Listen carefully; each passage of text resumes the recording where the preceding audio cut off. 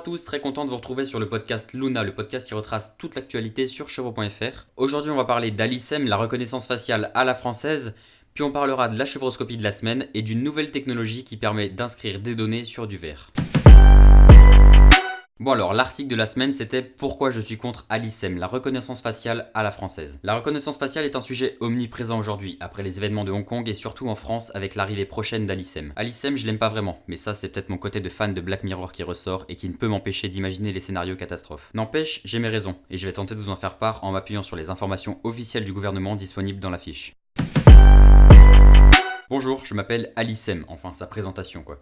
Alicem est une application pour smartphone développée par le ministère de l'Intérieur et l'Agence nationale des titres sécurisés, ANTS, qui permet à tout particulier qui décide de l'utiliser de prouver son identité sur internet de manière sécurisée. Ouais, c'est juste un copier-coller. En fait, Alicem c'est un service qui va vous permettre de vous authentifier sur tous les sites partenaires France Connect grâce à une courte vidéo de votre visage. Donc par exemple l'ANTS, l'assurance retraite, les impôts, la poste, etc. Il y en a plus de 500. Ah oui, Alicem vise à obtenir le niveau élevé sur l'échelle du règlement EI10, un règlement européen qui garantit la sécurité et la robustesse d'un service en ligne avec 3 niveaux, faible, substantiel et élevé. Elle m'énerve mais elle a forcément des côtés cool. Toujours selon les informations du gouvernement, Alicem permet déjà d'être optionnelle. C'est déjà un bon point, elle sera pour le moment optionnelle et les moyens classiques de connexion seront toujours disponibles. En fait, elle apparaîtra sur les sites du gouvernement à la manière du petit bouton connexion avec Google. Des démarches en ligne simplifiées. Grâce à ce moyen de connexion universel, on n'aura plus besoin de mémoriser plusieurs identifiants et mots de passe. Reste à pas oublier son visage.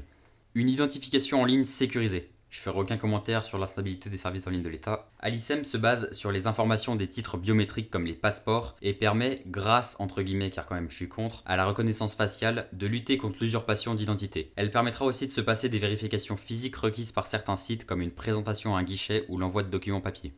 Nos données, pas les données biométriques, ne seront partagées qu'avec les services de nos choix après saisie d'un code de sécurité. On imagine donc que l'application Alicem fonctionnera à la manière d'une double authentification type Google Authentificator et qu'après avoir validé votre visage sur l'application, vous obtiendrez un code à entrer sur le site. Pour garder toujours un peu de mauvaise foi, je pourrais juste critiquer le fait que l'on puisse contrôler nos infos avant de les envoyer, mais il n'est pas spécifié qu'on pourra le faire après.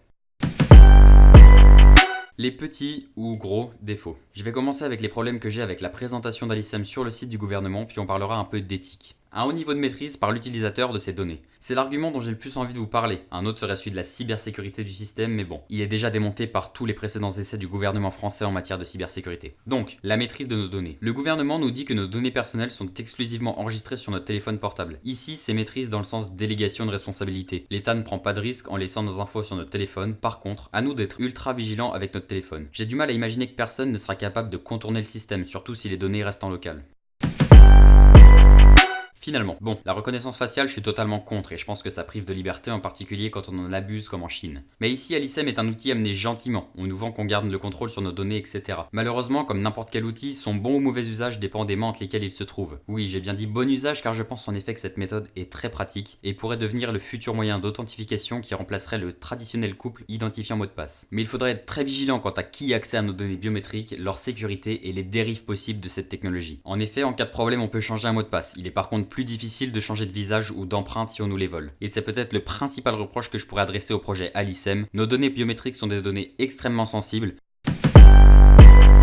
On passe à la chevroscopie de la semaine. La chevroscopie, si vous savez pas ce que c'est une photo microscopique ou macroscopique qu'on poste tous les mercredis. On vous laisse la fin de semaine pour essayer de trouver ce que c'est et on en débriefe le dimanche dans ce podcast. Je vous mets le lien de la page Instagram de Chevreau si vous voulez voir cette chevroscopie et ne pas louper les prochaines. Et pour la chevroscopie de cette semaine, eh bien il s'agissait en accord avec l'article de cette semaine qui parlait de reconnaissance faciale, la caméra arrière d'un téléphone, en l'occurrence le Vernitor.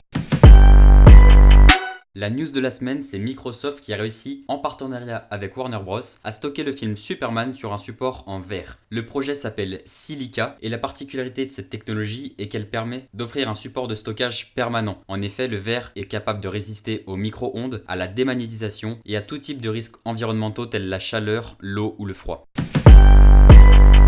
C'est la fin de ce podcast, on se retrouve la semaine prochaine. En attendant, si celui-ci vous a plu, je vous invite à le liker, à lui mettre une bonne note selon l'application sur laquelle vous vous trouvez, et ça nous ferait très plaisir si vous le commentiez.